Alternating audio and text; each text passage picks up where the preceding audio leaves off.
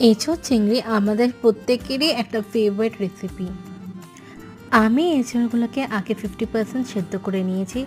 তারপরে এঁচোড়, আলু আর চিংড়ি মাছগুলোকে ভালো করে ভেজে নিয়েছি।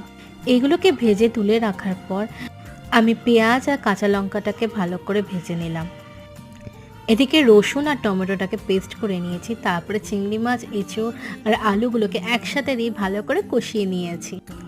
ভালো করে কষানো হয়ে গেলে একটা পাত্রের মধ্যে ধনে গুঁড়ো, জিরে গুঁড়ো, হলুদ আর কাঁচা লঙ্কার গুঁড়ো এইগুলোকে একসাথে একটা অল্প জল দিয়ে মিক্স করে নিয়েছি। তারপরে এই মিশ্রণটাকে মিশিয়ে দিলাম। আর ভালো করে কিন্তু এঁচোড়টাকে কষাতে হবে যতক্ষণ না তেল ছাড়ছে।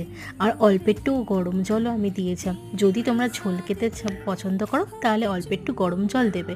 গরম জল দিলে কিন্তু স্বাদটা কিন্তু প্রত্যেকটা রান্নারই ভালো। তো তৈরি হয়ে গেল আমার এঁচোড় চিংড়ি রেসিপি। কেমন হয়েছে অবশ্যই জানি। So by.